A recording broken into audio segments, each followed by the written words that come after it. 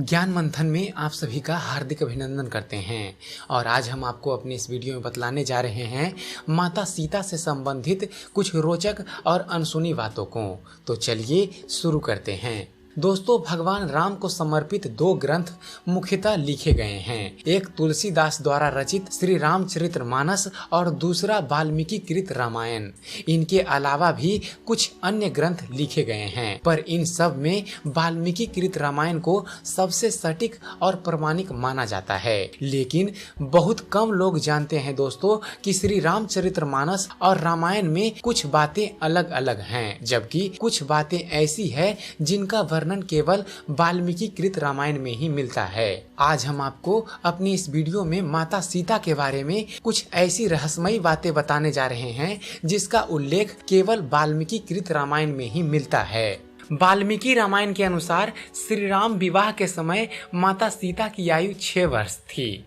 इसका प्रमाण वाल्मीकि रामायण के अरण्य कांड में इस प्रसंग से मिलता है। इस प्रसंग में सीता साधु के रूप में आए रावण को अपना परिचय कुछ इस प्रकार देती है। माता सीता कहती है कि विवाह के बाद 12 वर्ष तक इक्ष्वाकु वंशी महाराज दशरथ के महल में रहकर मैंने अपने पति के साथ सभी मनोवांछित भोग भोगे हैं। मैं वहाँ सदा मनोवांछित सुख सुविधाओं से संपन्न रही हूँ। 13वें वर्ष के प्रारंभ में महाराज दशरथ ने राजमंत्रियों से मिलकर सलाह की और श्री रामचंद्र जी को युवराज पद पर अभिषेक करने का निश्चय किया। तब कैकेयी ने मेरे ससुर को शपथ दिलाकर वचनबद्ध कर लिया। फिर 2 वर मांगे, मेरे पति श्री राम के लिए वनवास और भरत के लिए राज्याभिषेक। वनवास के लिए जाते समय मेरे पति की आयु 25 साल थी और मेरे जन्म काल से लेकर वन गमन काल तक मेरी अवस्था वर्ष गणना के अनुसार 18 साल की हो गई है। इस प्रसंग से पता चलता है कि विवाह के बाद माता सीता 12 वर्ष तक अयोध्या में ही रहीं और जब ये वनवास पर जा रही थी तब उनकी आयु 18 वर्ष की थी।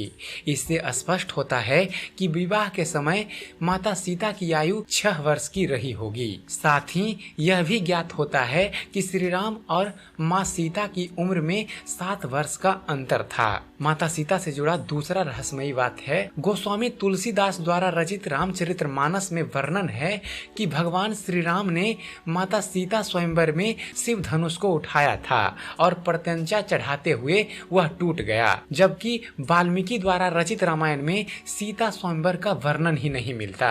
वाल्मीकि रामायण के अनुसार भगवान राम व लक्ष्मण ऋषि विश्वामित्र के साथ मिथिला पहुँचे थे। विश्वामित्र ने राजा जनक से श्री राम को वह शिव धनुष दिखाने के लिए कहा। जब भगवान श्री राम ने खेल ही खेल में उस धनुष को उठा लिया और प्रत्यंचा चढ़ाते समय वह टूट गया। राजा जनक ने यह प्रण किया था कि जो भी इस शिव धनुष को उठा लेगा उसी से वे अपनी पुत्री सीता का विवाह कर देंगे। प्रण पूरा होने पर राजा जनक ने राजा दशरथ को बुलवा भेजा और विधि विधान के साथ प्रभु श्री राम और माँ सीता का विवाह करवाया गया।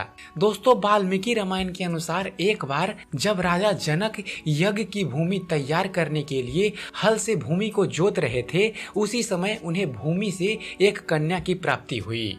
जोती हुई भूमि को तथा हल की नोक को सीता कहते हैं, इसलिए इस बालिका का नाम सीता रखा गया।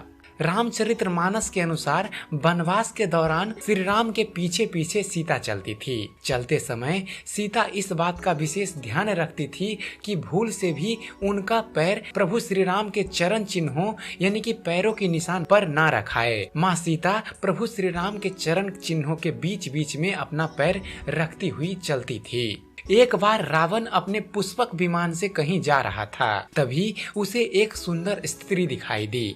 उसका नाम वेदवती था। वह भगवान विष्णु को पति रूप में पाने के लिए तपस्या कर रही थी। रावण ने उसके बाल पकड़े और अपने साथ चलने को कहा। उस तपस्विनी ने रावण को श्राप दे दिया कि एक स्त्री के कारण ही तेरी मृत्यु होगी। इतना कहकर वह अग्नि में समा गई। उसी स्त्री ने दूसरे जन्म में सीता के रूप में जन्म लिया। यह प्रसंग वाल्मीकि रामायण में वर्णित है। वाल्मीकि रामायण के अनुसार दोस्तों रावण ने सीता का हरण अपने रथ से किया था। रावण का यह दिव्य रथ सोने का बना था। इसमें गधे जुते थे और वह गधों के समान ही शब्द यानी कि आवाज करता था। जिस दिन रावण सीता का हरण करके अपनी अशोक वाटिका में ले गया, उसी रात भगवान ब्रह्मा के कहने पर देवराज इंद्र माता सीता के लिए खीर लेकर आए। पहले देवराज ने अशोक वाटिका में उपस्थित सभी राक्षसों को मोहित कर सुला दिया। उसके बाद माता सीता को खीर अर्पित की, जिसके खाने से माँ सीता की भूख प्यास शांत हो गई। ये प्रसंग वाल्मीकि रामायण में वर्णित है। और माँ सीता से जुड़ा हुआ 8वां रहस्यमयी तथ्य है कि मार्गशीर्ष मास की शुक्ल पक्ष की पंचमी को श्री राम व सीता का विवाह हुआ था। हर साल इसी तिथि पर श्री राम और माँ सीता के विवाह के उपलक्ष्य में विवाह पंचमी का पर्व मनाया जाता है। यह प्रसंग रामचरितमानस में मिलता है। तो आशा करते हैं माता सीता से जुड़े रहस्यमयी तथ्यों पर बनाया गया हमारा ये वीडियो आप सबको पसंद आया होगा। अगर जो आपको इस चैनल पर दी गई जानकारी पसंद आती है और आप इसी तरह आध्यात्मिक जगत से जुड़े हुए वीडियो देखते रहना चाहते हैं तो हमारे चैनल ज्ञान मंथन को सब्सक्राइब करना ना भूलें। हमारे चैनल को सब्सक्राइब कीजिए और देखते रहिए, जानते रहिए। धन्यवाद।